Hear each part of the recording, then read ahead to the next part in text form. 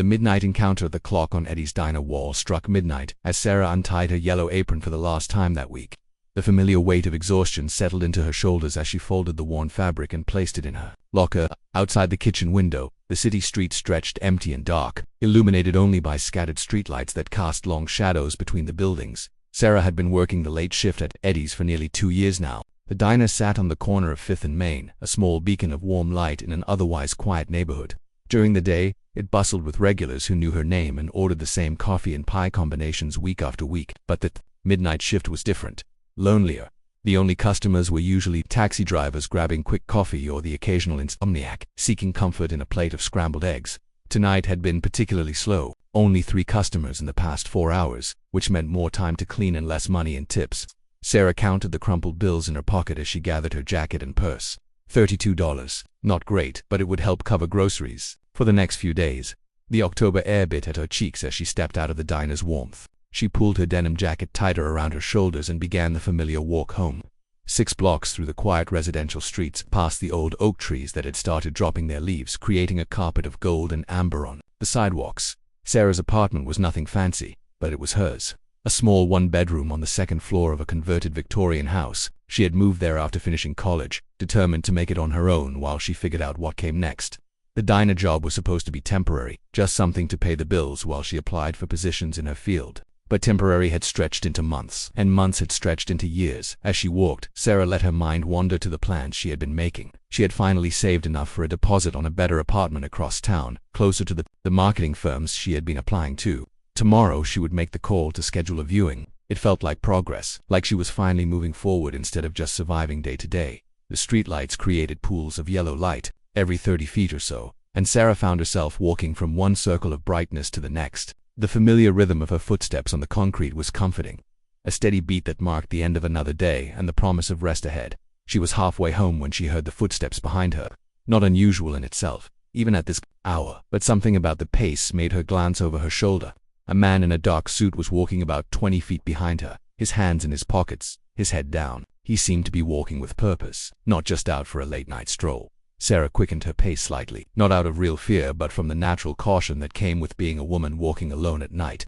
The footsteps behind her matched her increased speed.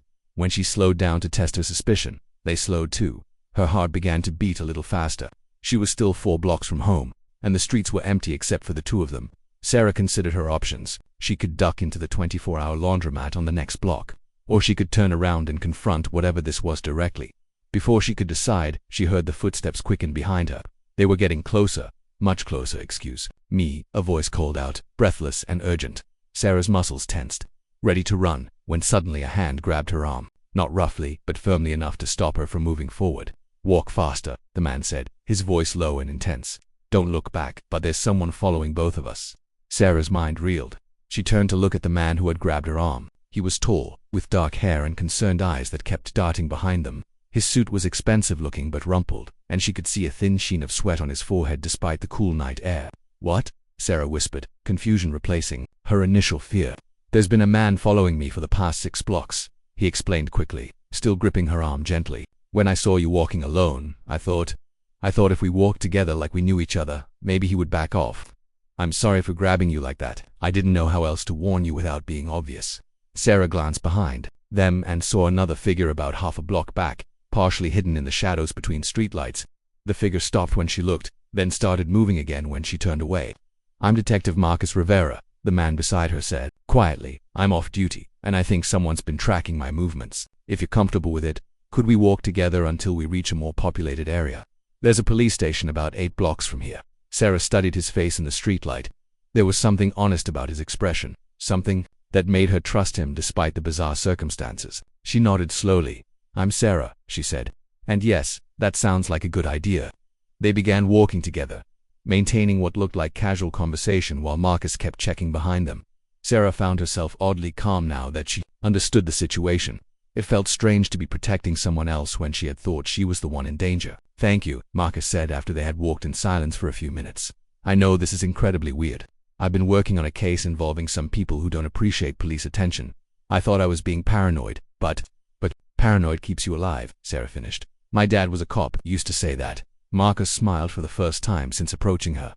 Smart man. As they walked, Sarah found herself genuinely engaged in conversation with this stranger who had changed her night so dramatically.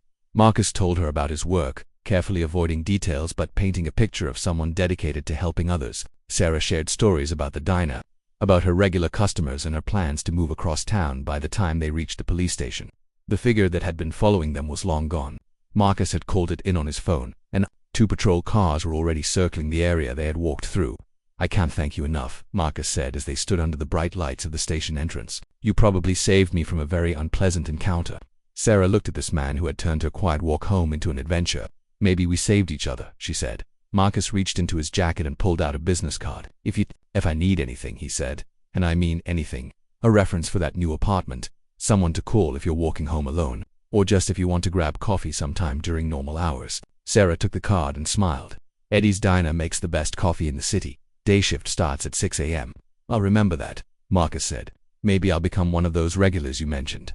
As Sarah finally made it home that night, she realized that sometimes the most frightening moments can lead to the most unexpected connections. She placed Marcus's card on her kitchen counter next to her apartment hunting notebook and smiled.